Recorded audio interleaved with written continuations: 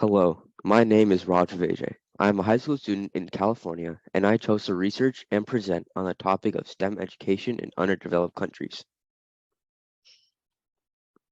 The specific country that I chose to research was Bangladesh.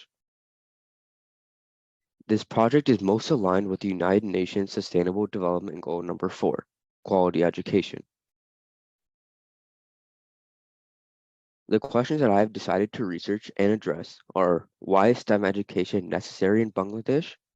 And how does STEM education in Bangladesh differ from neighboring countries? I believe that these questions would give me a large outlook on the education provided in any underdeveloped country.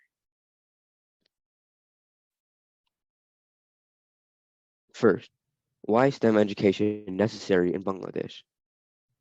To begin, STEM fields are some of the fastest growing and highest paying industries in the world, and a strong STEM education can open up a wide range of career opportunities for students. Secondly, STEM skills are increasing importantly in today's world as advances in technology and science are transforming many aspects of our lives. Finally, STEM education can help to cultivate critical thinking, problem solving, and creativity in students, which are valuable skills in all fields. So, as an underdeveloped country that has a large young population, STEM education can help Bangladesh compete with other countries such as India, Vietnam, and the Philippines in promoting itself as a technical delivery hub and back office for global corporations.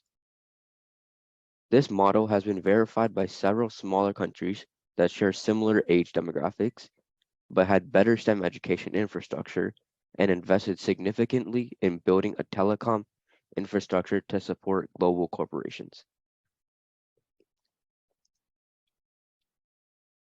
Next, how does STEM education in Bangladesh differ from neighboring countries? Some factors that may influence the nature of STEM education in Bangladesh include the country's resources, infrastructure, and economic development. For example, Bangladesh may have different levels of funding for STEM education or different priorities in terms of what areas of STEM they focus on, compared to neighboring countries such as India. Also, the political instability and poverty have in fact held Bangladesh from focusing on developing modern education infrastructure, such as IITs and IIMs that neighboring India has built. Though in recent several years, there has been a new realization that a focused approach is needed to create a structured learning environment all the way from elementary schools to colleges and universities that can replicate the success of its neighbors. The implementation of such an initiative has been long drawn out. In addition to the lack of infrastructure, there is a high degree of poverty that prevents the younger population from pursuing higher education as they have to take responsibilities as earning members for their families in a higher education that can get expensive for the majority of the population.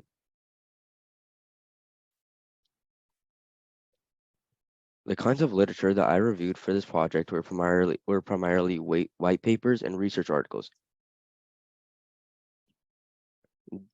These few that provided me with the most information were the education system in Bangladesh and scope for improvement, problems of primary education in Bangladesh, a pragmatic study, education sector analysis for Bangladesh, and the education sector plan from 2020 to 2025 for Bangladesh.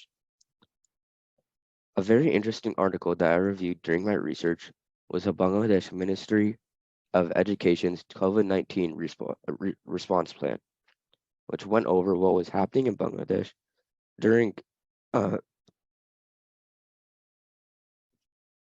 what was happening in Bangladesh education system during the COVID-19 pandemic, how they were attempting to make quick and appropriate measures, as well as some major challenges that they faced.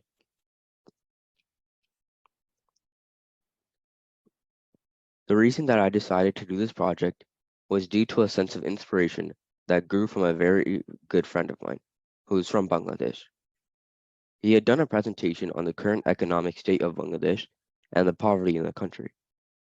Also, he attempted to raise money for a specific sector.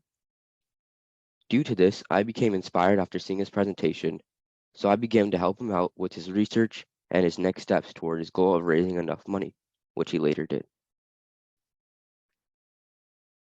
My next steps, along with helping him with his project, are regarding this project, is to build the impact that I want to make with it.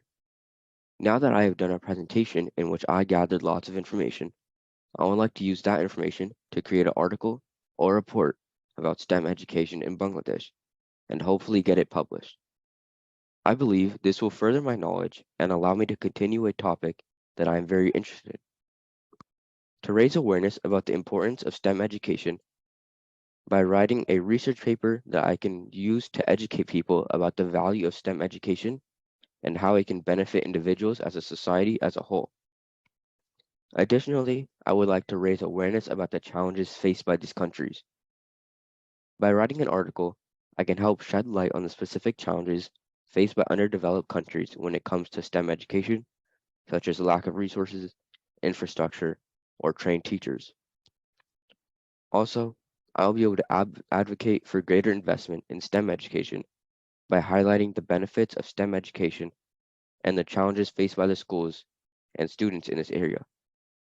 I can help persuade decision makers to prioritize STEM education and allocate more resources towards it. Finally, to inspire others to get involved. By writing about the ways in which individuals and organizations are making a difference in STEM education in underdeveloped countries, I can inspire others to get involved and make a positive impact. Overall, writing an article about STEM education in underdeveloped countries can be a way to bring attention to this important issue and inspire others to take action.